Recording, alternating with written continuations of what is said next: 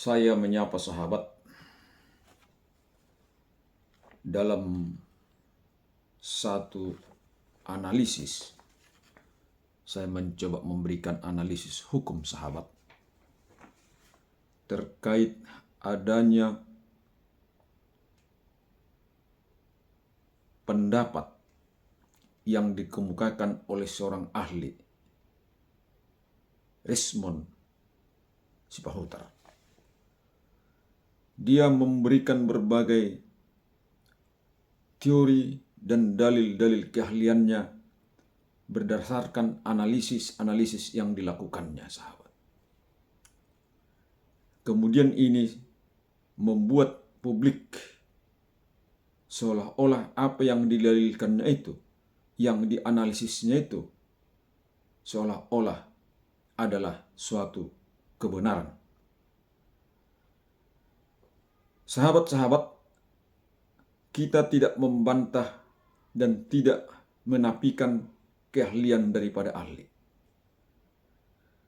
Keahlian dari setiap ahli scientific crime itu akan diperlukan ketika sahabat ada pintu masuknya untuk mempergunakan ilmu scientific crime tersebut. Yang saya maksud sahabat adalah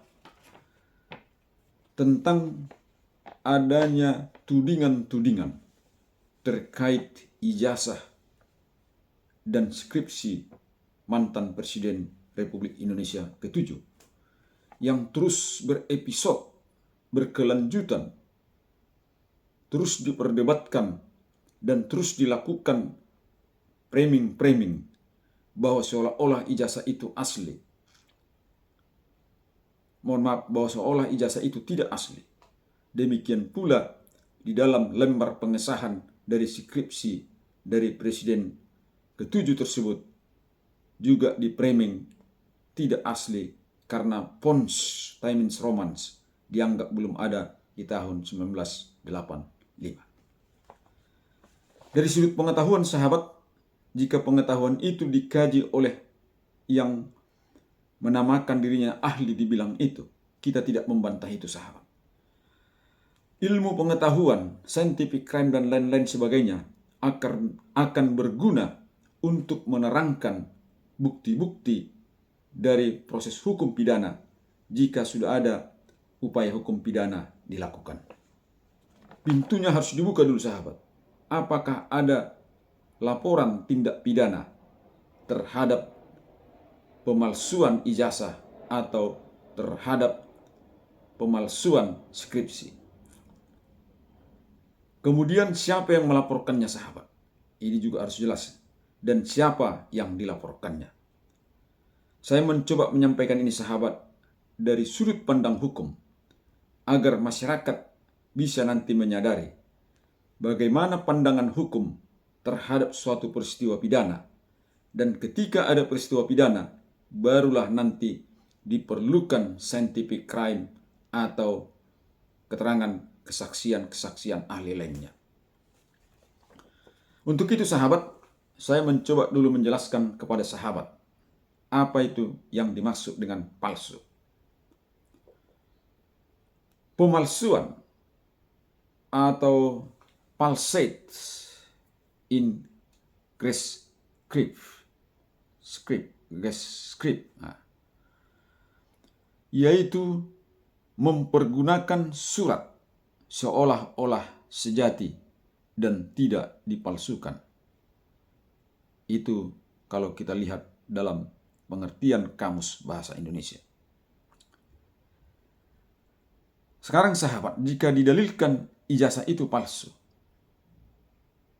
dan skripsi juga jika dikatakan palsu, ini disclaimer sahabat, karena saya mencoba menganalisa pendapat itu dan dari sudut pandang hukum saya melihat bagaimana perspektif hukum terhadap analisa dan pendapat dari Richmond Sipahutar. Jika ada dugaan bahwa ijazah itu palsu, ini artinya jika ada dugaan sahabat sesuatu surat palsu, berarti harus ada yang aslinya. Atau kalau seseorang yang melaporkan sesuatu atau menduga bahwa sesuatu palsu, harus dia memiliki fotokopi dari yang diduga palsu itu, dan harus ada sumber keterangan dari yang mengatakan bahwa itu palsu. Misalnya ijazah itu ada fotokopinya dari yang menduga, dan harus ada bukti permulaan dari yang memberikan surat itu sebagai penerbit dari surat ijazah itu, menyatakan itu palsu walaupun aslinya belum dimiliki oleh si pemegang atau oleh si pelapor yang mendalilkan ijazah itu palsu. Ini sahabat pintu masuk. Kalau kita mau menduga sesuatu palsu, baru bisa kita melaporkannya. Harus ada keterangan dari si pemberi surat itu dengan lampiran fotokopinya bahwa itu palsu. Jika ini tidak ada sahabat, inilah yang menjadi soal. Maka siapapun yang mendalilkannya dari sudut hukum pidana ataupun hukum perdata, disinilah kelemahan dan membuat apa yang didalilkan itu menjadi lumpuh atau menjadi prematur, sahabat. Artinya sahabat, dia tidak dapat melakukan proses hukum pidana untuk diperiksa lebih lanjut, memaksa penyidik atau memaksa penegak hukum untuk memproses laporannya, padahal dia tidak mempunyai bukti permulaan yang menyatakan itu palsu. Harus ada dulu, sahabat. Ketika itu ada misalnya diperoleh dari sumber Universitas Gadjah Mada yang mengatakan itu dengan surat keterangan secari kertas saja bahwa nomor ijazah sekian-sekian atau fotokopi yang terlampir ini adalah palsu, maka adalah pintu masuk dari penyidik kepolisian atau Mabes Polri misalnya atau Polda misalnya untuk menindaklanjuti laporan tersebut. Ketika itu ada sahabat, barulah nanti bergunalah scientific crime itu. Scientific crime itulah nanti yang membuktikan misalnya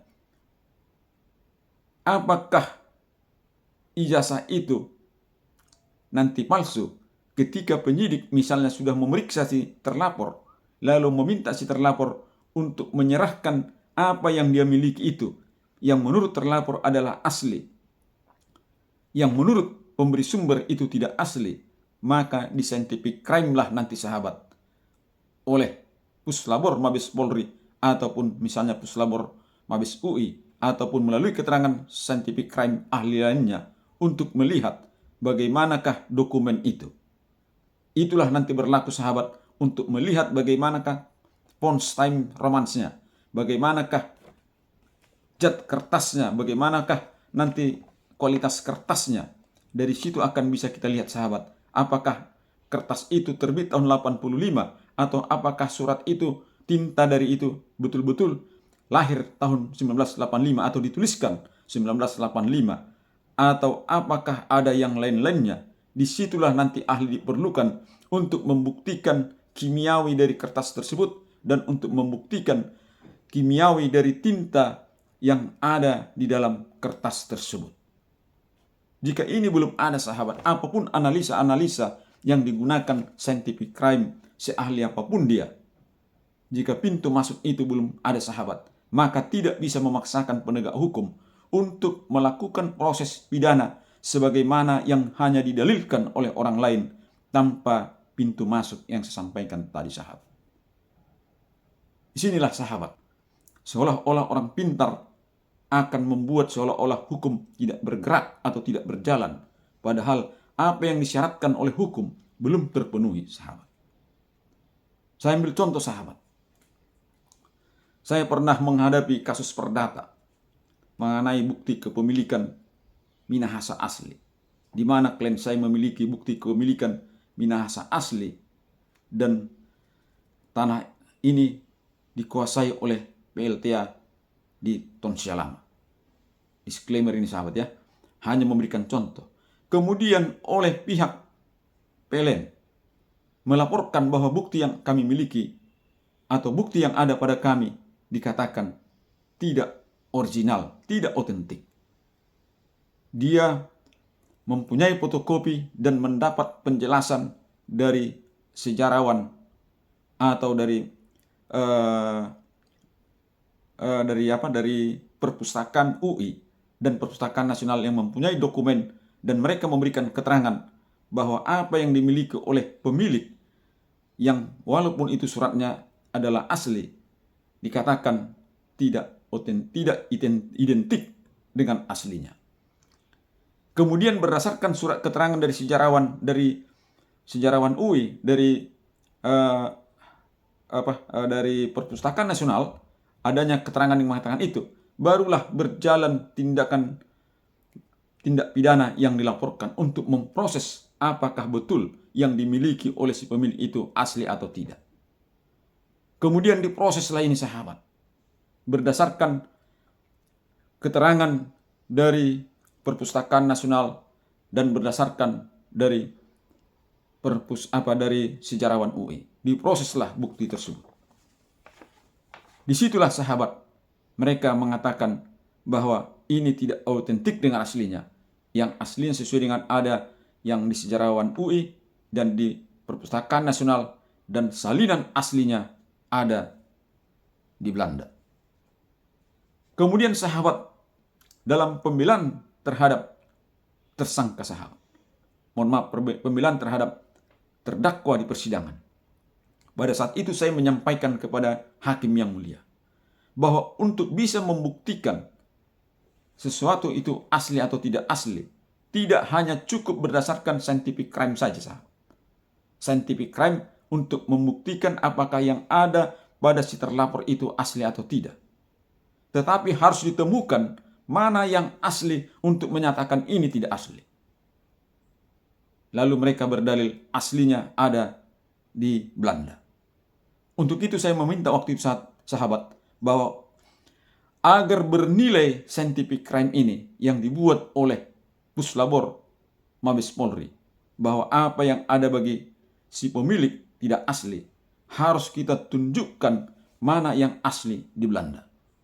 Karena itulah sahabat, pada saat itu kami pergi ke Belanda dan mencocokkan apa yang ada bagi si terlapor dan dokumen yang asli, salinan yang asli yang ada di Belanda. Ketika itu kita cocokkan sahabat, ada perbedaan warna di tulisan dan di yang lain, maka dapatlah dikatakan bahwa yang ada di Indonesia tidak otentik dengan ada yang di Belanda.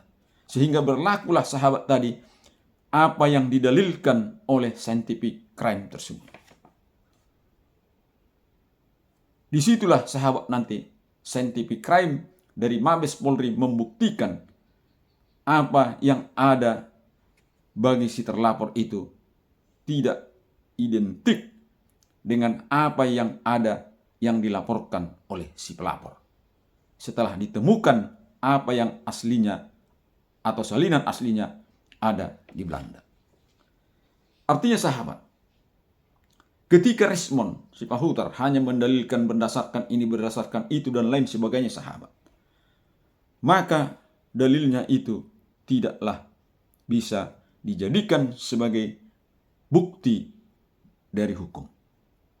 Itulah sebabnya Pak Jokowi mengatakan bahwa siapa yang mendalilkan, dia harus membuktikan. Karena itulah prinsip dari orang-orang hukum. Ketika didalilkan palsu, tunjukkan mana yang aslinya. Dan tunjukkan mana bukti permulaan untuk melaporkan bahwa yang ada di pihak terlapor itu tidak asli. Harus ada keterangan dari sumber yang membuat surat itu, yang menyatakan yang ada itu tidak asli. Kemudian sahabat, jika ini tidak ada, dan sudah ada penjelasan dari pihak Universitas Gadjah Mada bahwa menyatakan bahwa itu adalah asli. Kemudian ada saksi-saksi yang mengatakan sesama teman kuliah dari Pak Jokowi. Mereka menyaksikan bahwa mereka adalah satu angkatan dan sampai lulus. Saksi lebih dari satu sahabat. Bahkan satu angkatan mereka ada 80 orang. Kemudian pihak Gadjah Mada sudah memberikan penjelasan bahwa itu sudah asli, sesuai dengan aslinya. Apalagi yang mau diperdebatkan oleh mereka yang tidak suka terhadap Jokowi. Inilah sahabat menjadi persoalan yang sangat sulit untuk kita berikan apresiasi kepada mereka yang terus menggerus dan terus melakukan hal-hal lain untuk mendegradasi nama besar Pak Jokowi.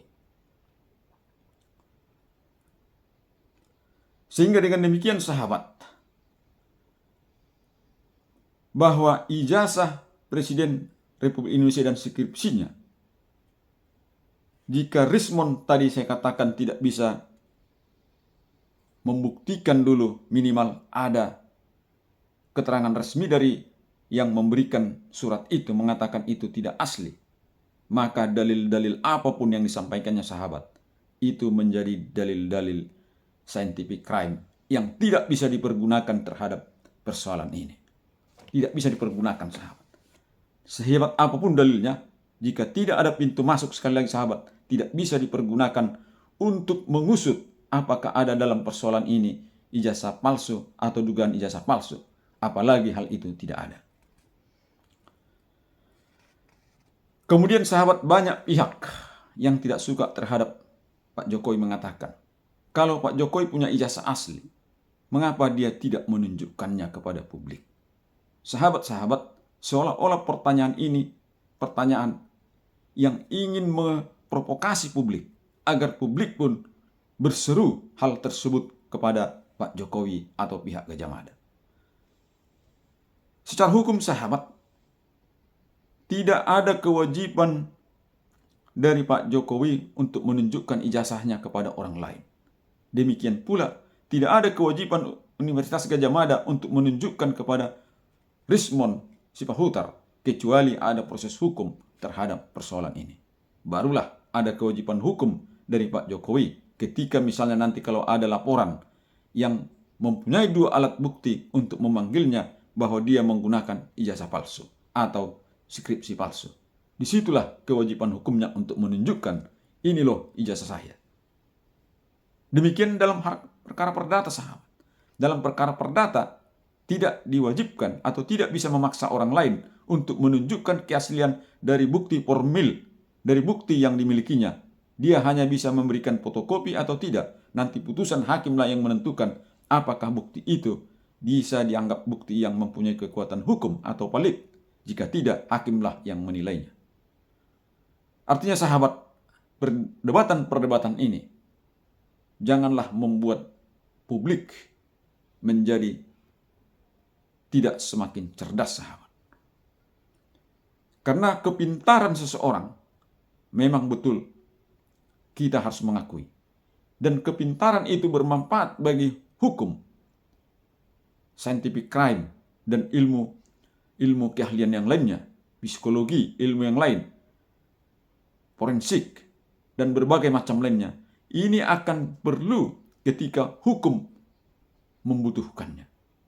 Ketika hukum belum membutuhkannya, analisa-analisa apapun yang dilakukannya terhadap sesuatu persoalan tidaklah mempunyai validitas untuk menyatakan bahwa apa yang disampaikan oleh ahli itu adalah kebenaran yang harus diterima oleh hukum. Demikianlah sahabat, kesimpulan ini saya sampaikan agar kita publik tidak terprovokasi dan tidak terpengaruh terhadap hal-hal itu. Kemudian sahabat, ada yang menjadi sangat menarik dalam akhir pembicaraan kita ini yang ingin saya sampaikan. Masalah kadaluarsa. Dalam pasal 78 KUHP menyangkut pemalsuan, surat palsu dan lain-lainnya. Di dalam ayat 3 sahabat, bahwa masa kadaluarsa dari sesuatu yang misalnya yang diduga dalam pemalsuan sebagaimana pasal 263, 264 yang ancamannya lebih dari 3 tahun, maka kadaluarsanya akan berakhir setelah 12 tahun. Nah, inilah sahabat.